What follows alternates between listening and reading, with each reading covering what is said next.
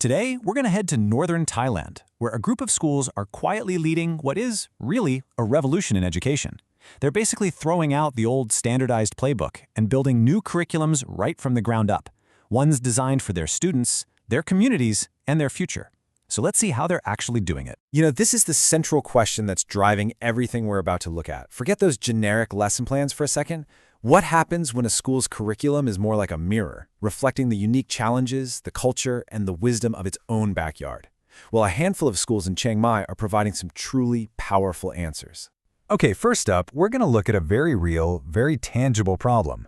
The biggest innovations don't always involve fancy new technology. Sometimes they're about solving the most fundamental barriers to learning. At Ban Tung Ting School, which is in a pretty remote rural area, this number is everything, 100%. 100% of the students there are from the Karen Hill tribe. And what that means is that at home, they speak the Karen language. Now, this isn't just about struggling in language class. Just try to imagine learning math, or science, or history in a language that isn't your first. The school realized that if they couldn't bridge this Thai language gap, they couldn't really teach anything else effectively. It was the absolute key that unlocked all the other learning. So what was their solution? Something really targeted and creative, the language clinic. And this is not just extra tutoring, okay? It's a dedicated, innovative program that's built right into the school day.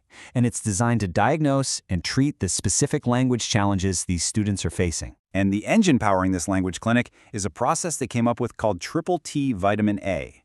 So first it moves from collaborative talk, where everyone builds knowledge together. Then it goes to teach, which is all about active, hands-on learning through games and projects. And then it gets to a fascinating final step, test. But here, students use a SWOT analysis, the business tool, to reflect on their own learning. It's just a brilliant way to empower them to take ownership of their own progress. Okay, so now let's see how that idea of solving a specific problem can grow into a much broader philosophy.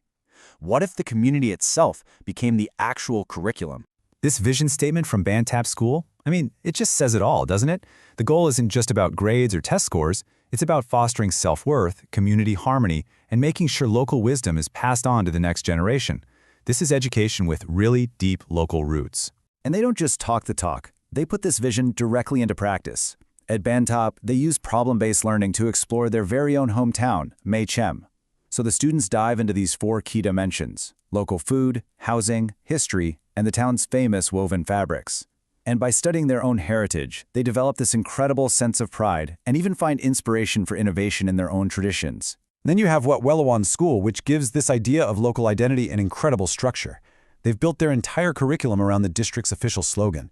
So you have kindergartners learning local history from the Big Yang Tree, and then older students investigating local beliefs through the reclining Buddha. Every single stage of their education is anchored in a piece of their home's identity. It's amazing. So they've tackled foundational problems and they've embedded local culture right into the classroom. But these schools are also looking ahead. They're asking, how do we prepare our students for a world that is just constantly changing? This vision from Ban Chung Doi Sutep School is crystal clear. They are laser-focused on becoming a hub of innovation, making sure their students aren't just passive consumers of technology, but are actually creators and critical thinkers who can keep up with its breakneck pace. And they're not just talking about it. They have literally built it right into their schedule. Look at this. They created a dedicated Green Friends subject, carving out 40 hours a year specifically for environmental studies. It's not some afterthought or an extracurricular, it's a core, scheduled part of their educational structure. And this timeline just goes to show you that their innovation is anything but random. This is a deliberate, really thoughtful, year-long process. You see everything from research and data collection, all the way through drafting, reviewing, and finally launching. They are engineering their new curriculum with incredible precision and care. Meanwhile, over at Ban Mae Sa School, they've developed this beautifully holistic framework they call the 5 arts. And the central metaphor they use is so powerful. They see their job as nurturing students so they can grow and flourish just like a local orchid tree or a dak chung ko in full bloom. So what are these 5 arts? Well, they're a seamless blend of the traditional stuff, like language and math, with the practical and, frankly, the profound. Sports and wellness, vocation and career, culture and wisdom, and botany and environment. All of them are given equal importance. It's a complete vision for developing a whole person. Okay, so we've seen 4 different schools, and each one has its own unique approach.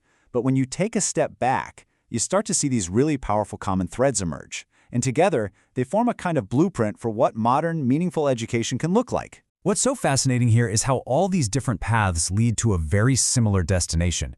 The starting points, the inputs, are totally unique to each community. It could be a language barrier or a rich local culture, but the desired outcomes are the same across the board. Competent, active learners and critical thinkers who are ready to engage with their world. So what's the common DNA here? Really, three big things stand out. First, active learning. In every single one of these schools, students are doers, not just listeners. Second, everything is competency-based. The focus is on what students can do, manage themselves, communicate, think critically, not just on what they can memorize for a test. And finally, context is king. The learning is never abstract. It's always rooted in the student's own life, which makes it relevant, meaningful, and something that actually sticks.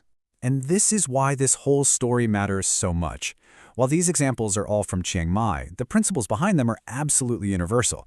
This is a model for any community, anywhere in the world, that wants to completely rethink what a school can be and what a curriculum can achieve. It's really about making education truly serve its students and its community. So I'll just leave you with this question to chew on. If you were to take this model and apply it to where you live, what would be your starting point? What unique piece of local history, what local industry, what cultural wisdom, or what specific challenge would you put at the very core of learning? Because thinking about that, that's the first step toward building an education that truly belongs.